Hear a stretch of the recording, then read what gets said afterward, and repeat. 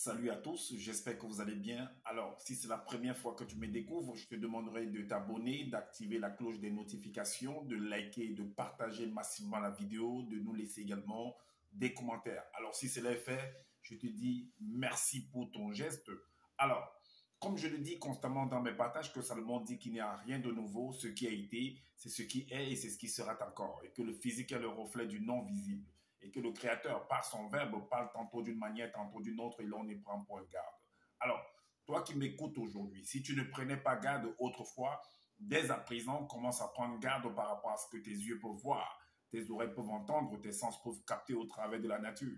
Analyse bien la situation, retiens ce qui est bon et transmets-le également à tes enfants afin qu'ils puissent sortir de l'ignorance. Car il y a une parole qui dit que l'homme, la femme, l'être, la créature périt faute de connaissance. Donc, il est primordial pour nous de pouvoir fusionner avec le savoir afin d'avoir une meilleure visibilité des choses.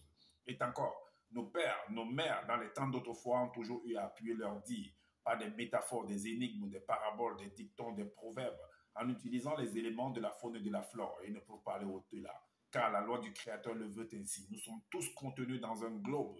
Personne, je dis bien, je pèse mes mots, ne peut sortir, ne peut entrer. Alors, je reviens encore vers vous pour un débriefing, pour une analyse profonde, pour relever en fait les zones d'ombre par rapport à un sujet qu'a produit en fait ce personnage qui se nomme sur la toile, sur les réseaux sociaux, Zulu Lassan. En fait, il a fait une vidéo en fait pour pouvoir faire comprendre que Jéhovah ou l'Éternel, peu importe les noms qu'on utilise en fait dans les religions, pour pouvoir en fait dire que voilà, ces noms-là en fait que ça s'adresse au Créateur, que c'est une, en fait, c'est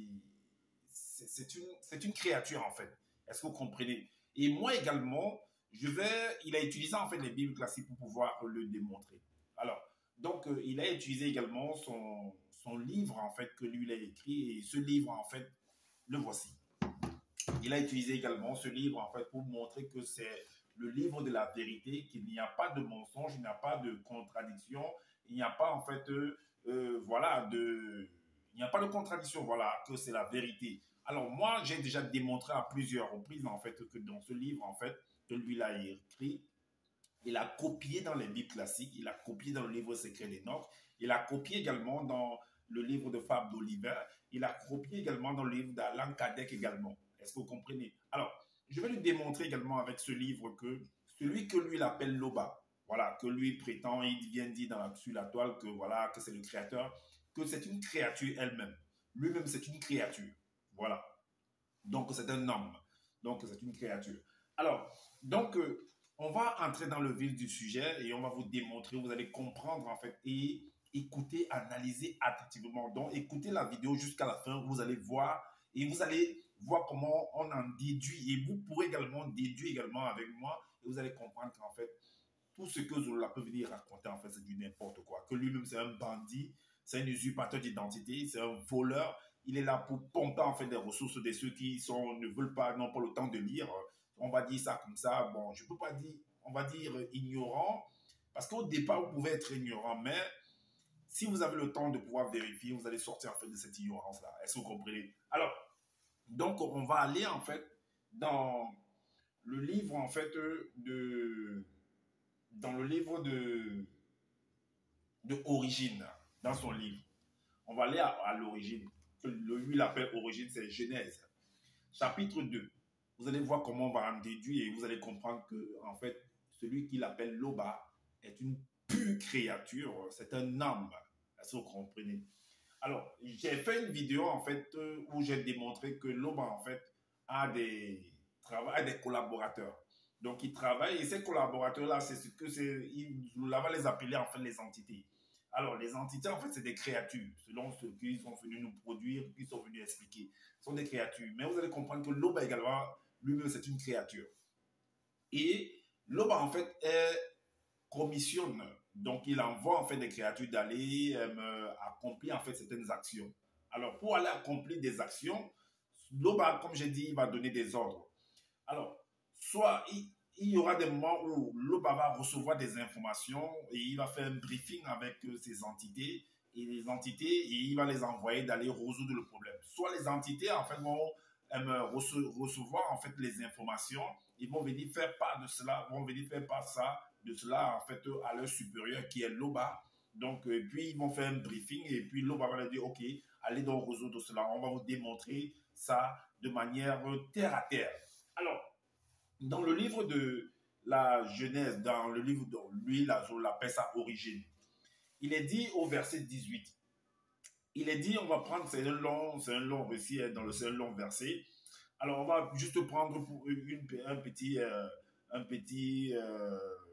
paragraphe là-dedans pour pouvoir vous montrer en fait que l'OBA, en fait, voilà, comme il travaille, il est en partenariat avec ses collaborateurs. Alors, il est dit là que ses pensées, dans le verset 18, là, c'est celui que lui l'appelle Moto, dans les Bibles, on l'appelle Adam. Donc, vous l'a fait comprendre qu'il a observé dans la nature et il s'est mis en fait à penser, à réfléchir. Et dans sa réflexion, il y a une image qui s'est manifestée. Et la suite, il est dit ici que ses pensées ne pouvaient bien sûr échapper au regard perçant de l'entité. Donc, l'entité est en train de l'observer dans sa méditation. Donc, en fait, j'ai expliqué en fait que Moto, en fait, donc, c'est comme une entreprise, en fait. Donc, Moto va avoir une réflexion et il va venir partager cela avec une tierce personne qu'on appelle l'entité. Et l'entité également, et ils vont faire part de cela à leur chef, qui est le promoteur, on m'a dit comme ça, l'OBA, et vous allez voir ce qui va se produire. Alors, ces pensées ne pouvaient bien sûr échapper au regard perçant de l'entité. Point. Et la manifestation de la volonté de l'OBA déclara par l'entité. Donc, la manifestation de la volonté, et chaque créature a une volonté. Est-ce que vous comprenez? Chaque créature. On dit que la manifestation de la volonté de l'OBA. Donc, l'OBA a une volonté. Donc, on voit bien une créature, en fait, qui va exercer, en fait, qui va partager sa volonté. On dit déclara par l'entité. Donc, ça veut dire que l'entité va être son représentant. Donc, il va partager en fait sa volonté avec l'entité et l'entité, à son tour, va venir exécuter la volonté de l'OBA. Est-ce que vous comprenez? Donc, j'ai dit que c'est un trio en fait. Donc, Moto, lui, va penser quelque chose, il aura une idée. Peut-être dans une entreprise, il aura une idée, il va faire part de ça à son collègue et ils vont venir voir en fait leur chef et ils vont faire un briefing et tout et puis le chef va déléguer, il va dire que ok bon, ton idée là elle est bonne, donc voilà ce qu'on peut faire et tout et voilà pourquoi bon j'envoie donc l'entité, celui qui va être le nom de qui va avoir en fait le titre de l'entité va donc venir exécuter en fait ce que ton idée, c'est un peu ça. Alors, on va maintenant dans le livre de Genèse. Vous avez vu un peu la transaction. Ok, on va dans le livre de Genèse, dans les Bibles classiques, dans Genèse 18. Genèse 18 au verset 9. Qu'est-ce qu'il est dit? Genèse 18 au verset 9. En fait, le titre, c'est l'intercession d'Abraham en faveur de Sodome. Donc, alors au verset 9, il est dit, alors ils lui dirent, donc Abraham a eu la visite en fait de trois personnes, de trois individus. Et là, en fait, dans son allocution, en fait, il fait comprendre qu'il y avait là, et c'est ce qui est écrit en fait, que l'Éternel et trois autres personnes, et deux autres personnes. Donc, ils étaient trois. Alors, là, Zoulafet va expliquer en fait que dans son allocution, en fait, que l'Éternel, en fait, s'il fait partie, ça veut dire qu'Abraham l'a vu, donc c'est un homme, en fait. Est-ce que vous comprenez? Donc, ça veut dire que les religions, selon Zoula, en fait, c'est du n'importe quoi. Et moi aussi, je vais lui démontrer, comme j'ai dit tout à l'heure au départ, que je vais lui démontrer que même son loba, en fait, c'est la même chose, en fait, avec l'Éternel. Est-ce que vous comprenez? Alors, on va lire. Alors, il lui dit, donc, ce sont ces visiteurs-là qui sont venus voir Abraham. Donc, vous allez comprendre que Abraham, en fait, lui-même, tel que je vous l'ai venu expliquer tout et tout, il faut, dans chaque chose, en fait, ici, je vous montre, en fait, comment faire pour analyser, de manière géographique, de savoir comment, c'est-à-dire analyser une scène. Abraham se trouvait où? En métropole ou dans un village, le village en campagne. Parce que on va vous dire qu'Abraham, en fait, c'était pendant la période chaude. Il faisait très chaud. Et généralement, nos parents, moi j'ai vu en fait des parents faire ça quand il fait chaud comme ça au village, ils vont s'asseoir sous l'arbre. L'arbre, enfin, qui puisse, parce qu'il y a de l'ombre et que voilà, qu'il y ait un peu de vent en fait, qu'il y ait un peu de vent parce qu'il fait très chaud. Mais est-ce que en ville là-bas, en métropole, tu vas t'aller, chacun est chez lui. Donc, on voit en fait que ce monsieur vivait au village. C'était un campagnard, c'était un villageois. Que ce personnage d'Abraham était un villageois. C'était pas en métropole. Quand ces visiteurs sont venus le rencontrer. Alors, si des gens comme ça, peut-être vous êtes en ville, ces gens sont au village là-bas en train de faire des choses, en campagne, loin au fin fond de la brousse là-bas, ils viennent rencontrer. Donc, on veut dire que c'est là-bas, selon les Bibles classiques, c'est là-bas que l'Éternel est venu rencontrer en fait Abraham. En tout cas, alors, il lui dit, où est Sarah? Donc, là, l'Éternel, en fait, lui demande que où est Sarah? Donc, ça veut dire, Zoula fait comprendre que si l'Éternel demande où est Sarah, la femme d'Abraham, ça veut dire qu'il est limité au temps et à l'espace. Est-ce que vous comprenez? Donc, il n'a pas la capacité de voir au-delà, en fait, des murs, pour savoir que non, peut-être Sarah se trouve peut-être à la cuisine ou dans la chambre, ou je ne sais pas, peu importe le lieu où elle se trouve. Est-ce que vous voyez un peu? Donc, Zoula fait comprendre que l'Éternel est limité. Ok, pas de problème. Alors, il lui dit, où est Sarah, ta femme? Il répondit, elle est là dans la tente. Donc, s'il questionne, en fait, c'est parce qu'il ne sait pas. C'est ce que je vous explique. Que si l'Éternel a demandé que où est Sarah, c'est parce qu'il ne sait pas.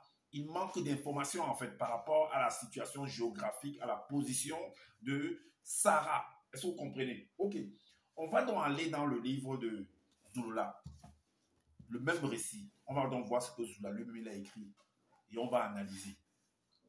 On va analyser. Vu que lui, il pointe du doigt en fait l'Éternel, on va voir ce que sont Loba ou alors ses entités. Vu qu'on vous a montré en fait dans Origine 2, verset 18, la collaboration entre Loba et l'entité que lui va appeler, Zoula va appeler par exemple Moutat, parce que Moutat, c'est à sa langue Douala, et en français, ça veut dire l'entité. Est-ce que vous comprenez? Donc, celui qui, bon, l'entité Moutat, donc le gardien en fait, en gros, le gardien Moutat, c'est le gardien. Alors, donc dans Origine, dans le livre de Zoula, le même verset, hein, mais c'est écrit au chapitre 19, le verset 11. On va lire hein, ce qu'il a écrit. Il est dit que l'entité et les deux veilleurs demandaient à Sango, à sa langue c'est Abraham, dont lui il appelle Sango, Sango qui signifie le père. Alors, hein, parce qu'en Douala, Sango, quand on traduit en français, ça veut dire le père. Donc, il est dit que alors, l'entité et les deux veilleurs demandaient. Donc les trois, ça fait l'entité et les deux personnes qu'il appelle les veilleurs, c'est trois personnes. Donc, ils ont demandé en même temps. C'est comme s'ils sont dit, soit c'est l'entité qui demande, soit c'est l'un des veilleurs qui demande, qui est donc le chef parmi eux. Comment ils peuvent parler en même temps? Mais Sango devait les stopper, que mais attends, Bobo. Mais attends, qui parle parmi vous? Qui est le chef? Qui est le représentant de Loba parmi vous? Et qui parle? Pourquoi vous parlez en même temps? Il devait leur dire ça. Il devait leur dire ça. Alors, néanmoins, on va lire. Donc, on continue à analyser. L'entité et les deux veilleurs demandaient à Sango quoi qu'il suce. Donc, vous l'avez venu écrire, ajouter là que quoi qu'il suce. Donc, mais vous savez, et vous venez encore me demander pourquoi. Vous savez où se trouve ma femme et vous me demandez encore pourquoi. Quoi qu'il suce, déjà, où est, ils ont demandé 2 points, où est ta femme qui est? Donc, vous l'avez écrit qui est. Donc, dans les Bibles classiques, on l'appelle Sarah. Alors, où est ta femme? Mais vous savez où est ma femme? Mais vous me demandez encore où se trouve ma femme? Mais comme vous le saviez, normalement, il devait plutôt dire que fais venir ta femme qui se trouve bien, je ne sais pas, fais venir ta femme qui est dans la cuisine là-bas, qui se trouve à la cuisine, fais-la venir. J'ai quelque chose à lui dire. Que de me demander que où est ta femme, tu viens écrire quoi qu'il suce, où est ta femme? Non, non, si tu me poses la question, ça veut dire que tu ne sais pas. Et tu as besoin de l'information là. Et c'est voilà pourquoi Abraham lui a donné, bien que tu appelles Sango lui a donné l'information. Alors, donc la suite nous dit, où est ta femme? Il répondit, elle est là, sous la tente. Alors, maintenant, On va aller dans Origine chapitre 3. Parce que l'entité, lui, nous l'a fait comprendre, en fait, on va écouter la vidéo, nous l'a fait comprendre, en fait, que l'entité, en fait, n'est pas limitée au temps et à l'espace de, soi-disant, des hommes. Donc, il voit au-delà de ce on ne peut même pas imaginer. Ok. Par contre, ici, dans Origine chapitre 3 au verset 9, qu'est-ce que tu as écrit? Il y a eu un problème avec ton moto, où il a désobéi, lui et sa femme, et ainsi de suite. Bon, quand je prends rien que le récit, le verset 9 là, l'entité, en fait, se fit entendre à moto et lui dit 2 points, où est ta portée, ta volonté? Donc, l'entité, donc il était comme dans une sorte on va dire, il était en jugement. Ton moto là était en jugement. Et l'entité, en fait, pour pouvoir apporter un jugement, pardon, pour pouvoir apporter, en fait, comment on dit ça, une condamnation, pour pouvoir,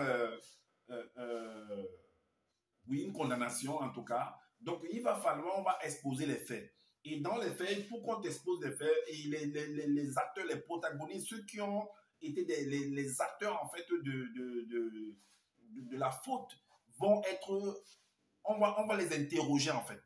Est-ce que vous comprenez? On va les interroger pour pouvoir comprendre, en fait, qu'est-ce qui s'est réellement produit.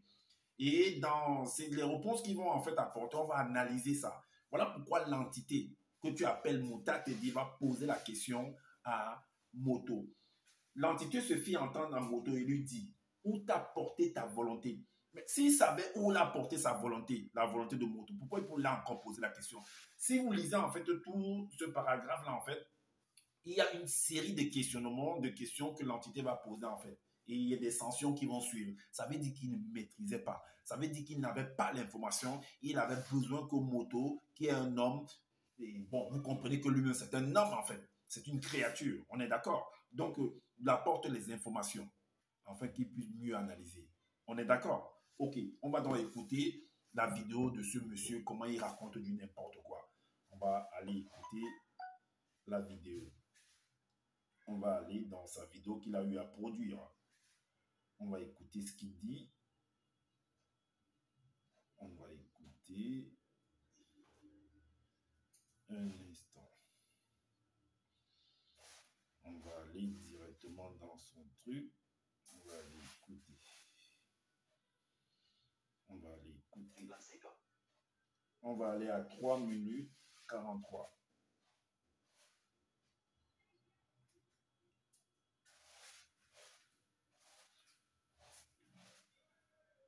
Écoutez-la attentivement, vous allez voir. Je ne pouvais pas voir à travers l'attente ici.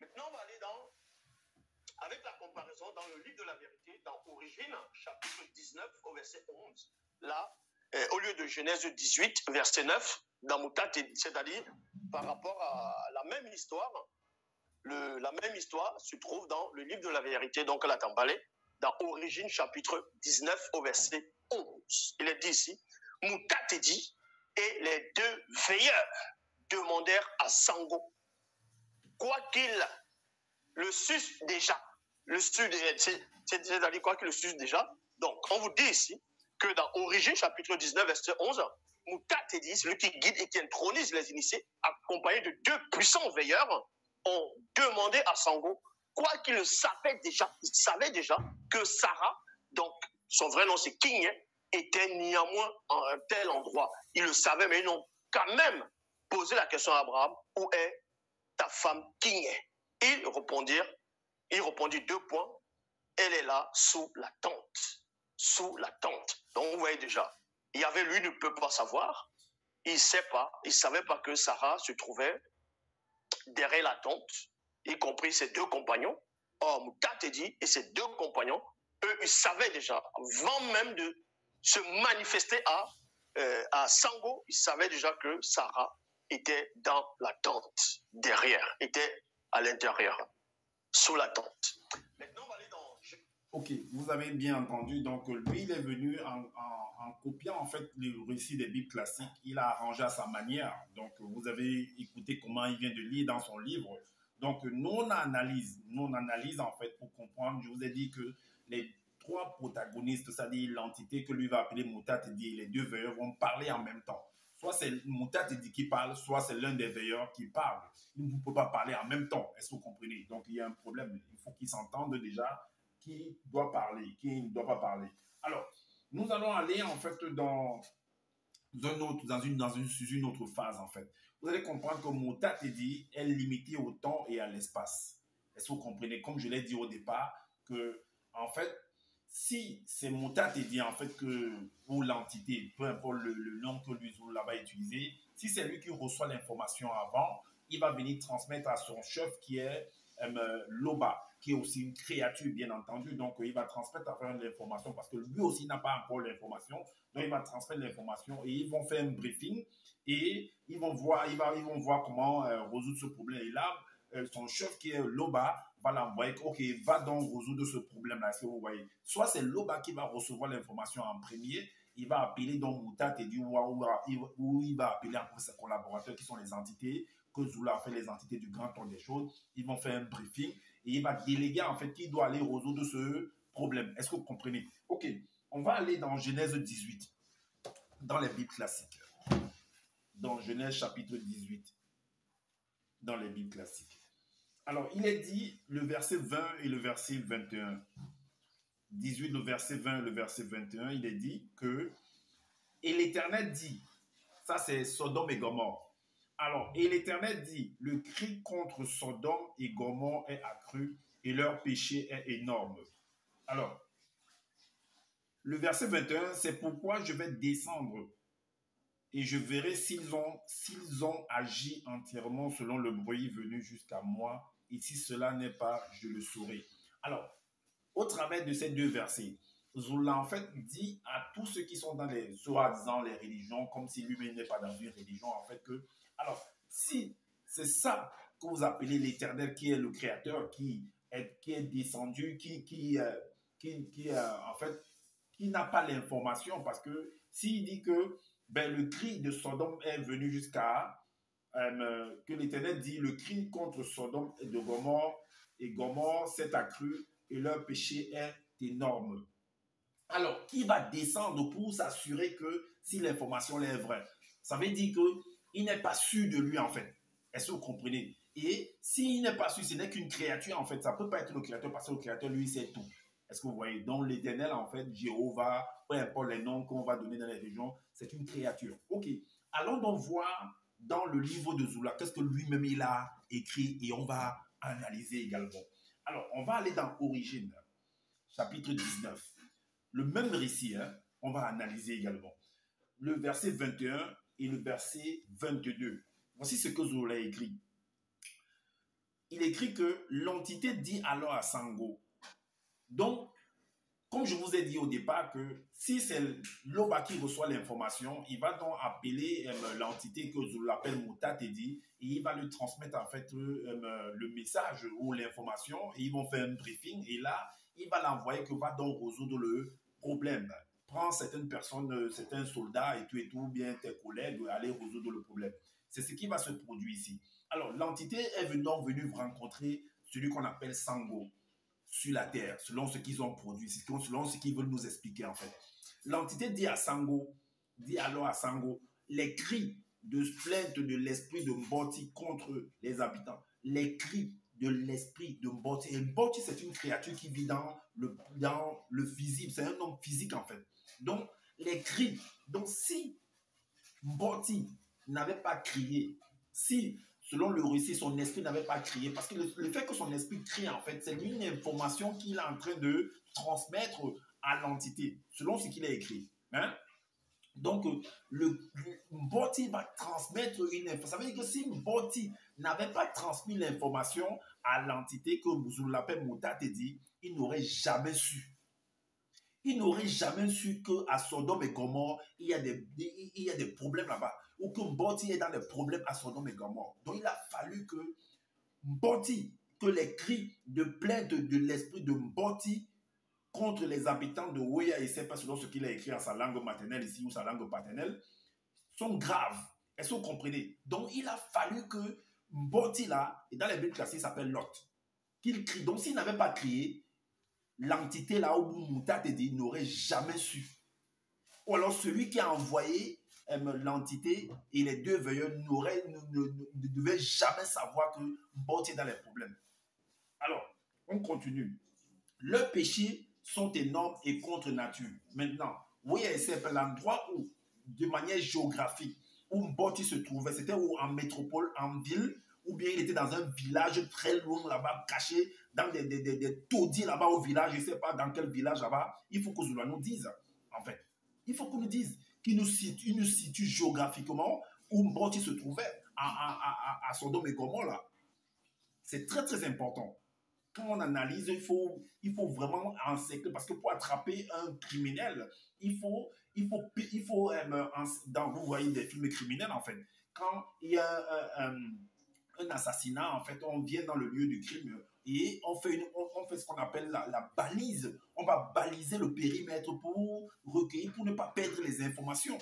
On a besoin des informations, on a besoin de l'objet du crime pour pouvoir attraper le criminel. Donc c'est important. Dans quel village se situe en fait la scène pour qu'on puisse mieux encore analyser. Il faut que Zoula vienne nous dire, puisque c'est lui qui dit qu'il est le deuxième de la création, il maîtrise tout, il a assisté à toutes les choses, qu'il est le seul enseignant, qui vient nous dire.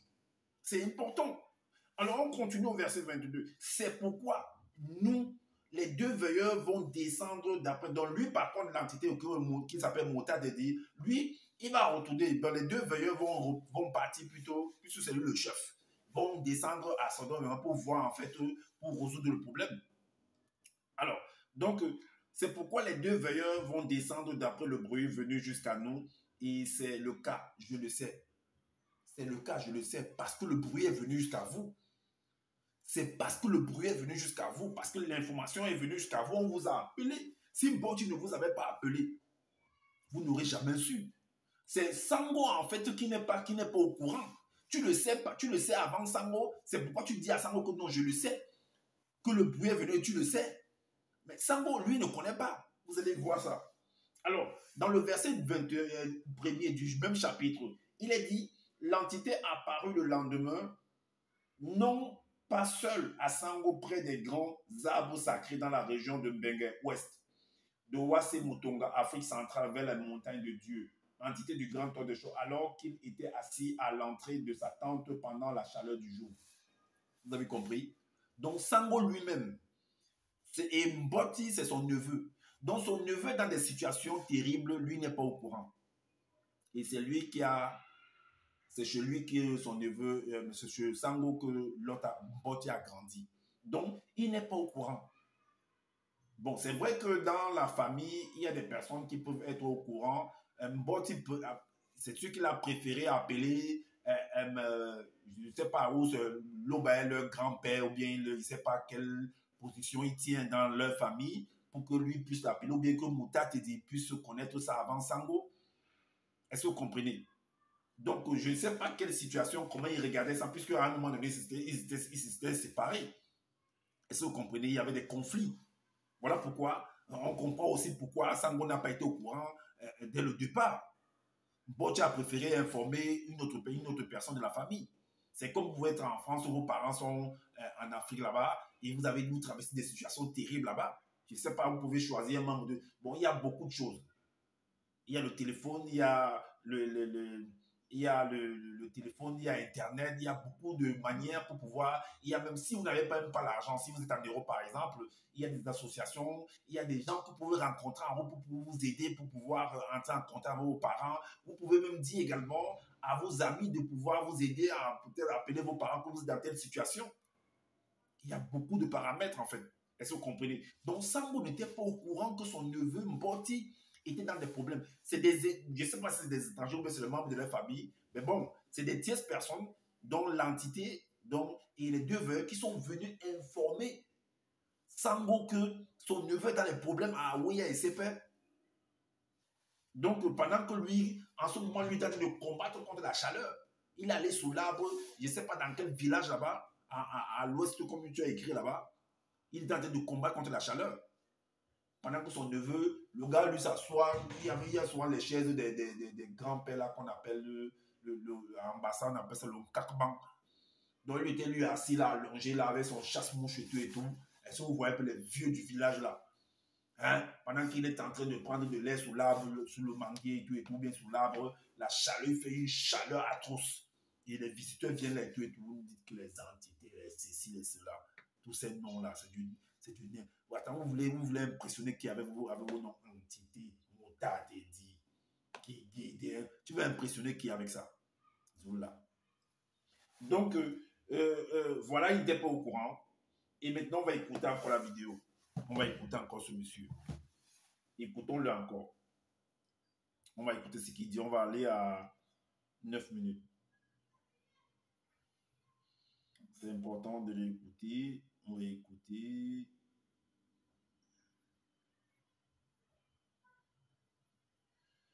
On va l'écouter. Je le sais. Voyez, Mouta Tedi n'a pas besoin d'aller vérifier l'information avant de se manifester par-delà les cieux visibles, hors du grand voile. Par-delà les cieux. Il savait déjà. Il avait déjà vu la scène. Bien avant même que la scène ne se manifeste. Avant même que le monde ne soit, Mouta Tedi avait déjà vu cela. Y compris toutes les entités du grand ordre des choses. Par rapport à vos faux dieux des religions, des spiritualités bizarres, les cultes de crâne, les sirènes des eaux, eux sont limités parce qu'ils ont besoin de descendre pour voir ce qui se passe. Enfin, de réagir parce qu'eux-mêmes, ces faux dieux, sont pris dans les circonstances, ils sont contenus dans l'espace-temps. En Mouta Tedi dit, c'est le cas. Je le sais. Donc les deux veilleurs ici, contrairement aux deux anges qui sont descendus à Sodome et comment vers le soir dans Genèse 19, les deux entités ici dans Origine chapitre 19, eux, ils sont allés à Sodome, non pas pour vérifier si c'était vrai, parce que pour eux, ils savent déjà. Donc ils sont plus éclairés que Yahvé, ils voient plus loin que Yahvé, ils savent mieux que Yahvé des choses que Yahvé ne peut même pas concevoir. Somme, dans le livre des Sommes, chapitre 11, verset 4. Voilà, vous avez écouté, donc il confirme que voilà, vous avez écouté, comme je vous ai expliqué également. Voilà, c'est du n'importe quoi. Ok, maintenant on va aller dans le livre toujours de ce monsieur, dans Somme 147, pour vous confirmer encore davantage dans le livre de Zouloula, Somme 147, pour vous confirmer que Loba, en fait, il a en collaboration avec les entités. C'est lui qui les envoie, en fait. Que lui-même, c'est une créature, en fait. Donc, il a besoin également de connaître le... Parce que lui-même, il ignore l'information. Si Mboti n'avait pas crié, selon ce que Zouloula a dit, si l'esprit de Mboti n'avait pas crié, ben, il ne saurait jamais, en fait. L'entité Moutati ne saurait jamais. Il le sait, il dit à Sango, parce que Sango n'était pas au courant, en fait. Il dit, je le sais. Quand il dit à Sango, Sango ne le sait pas, ne le savait pas.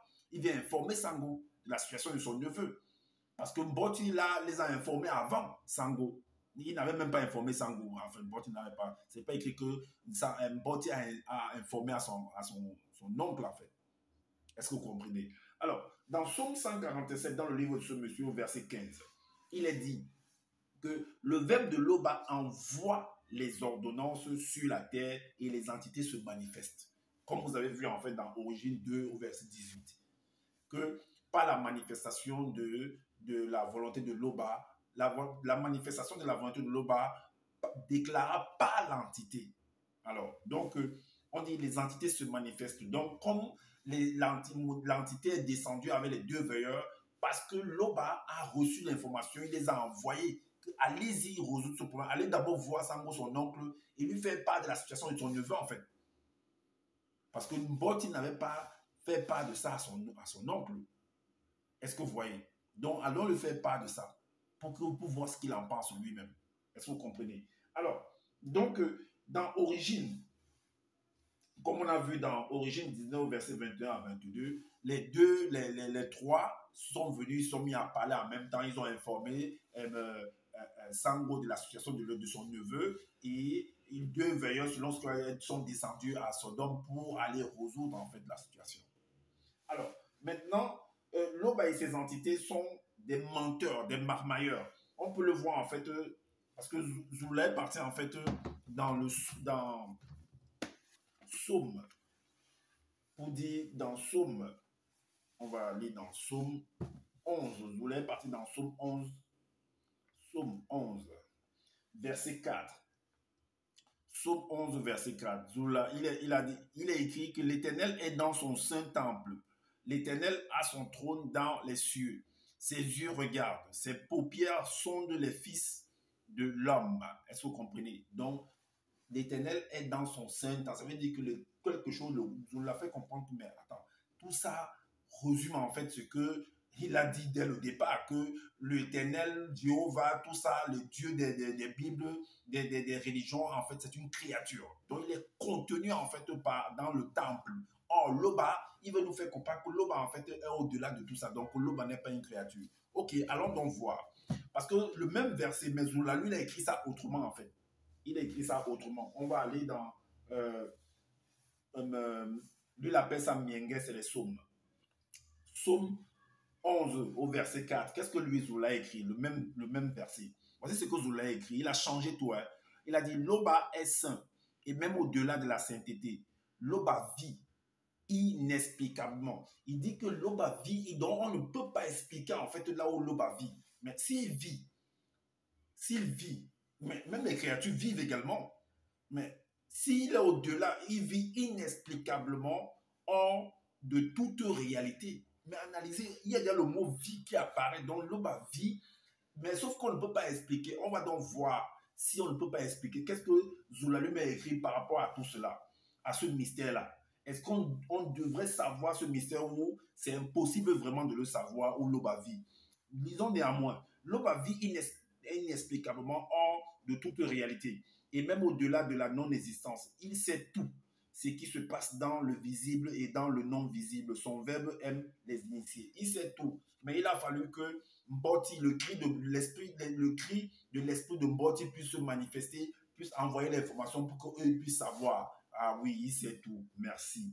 Alors, on va dans le livre de Jérémie, que lui l'appelle Bélé, pour comprendre. Puisqu'il a dit que Loba vit inexplicablement. Donc, on ne peut pas expliquer. Donc, il est au-delà, en fait, de... ce qu'on peut concevoir et bien ne pas concevoir. Donc, on ne peut pas savoir là où il vit, en fait. Est-ce qu'on ne peut pas expliquer? C'est inexplicablement. Est-ce qu'il vit inexplicablement? Alors, on va donc voir ce que lui a écrit par rapport à ça. Dans Bel, chapitre 3, au verset 6, voici ce qu'il dit. Invoque-moi. Invoque le verbe de Tété. Tété, ça veut dire père en français. Tété, c'est en droit là. Et il te répondra. Donc, comment tu peux dire que Loba vit inexplicablement, qu'on ne peut pas expliquer? En même temps, tu viens écrire que invoque-moi, je te répondrai. Mais si par exemple, on doit invoquer par exemple Loba, Loba doit répondre là où il vit.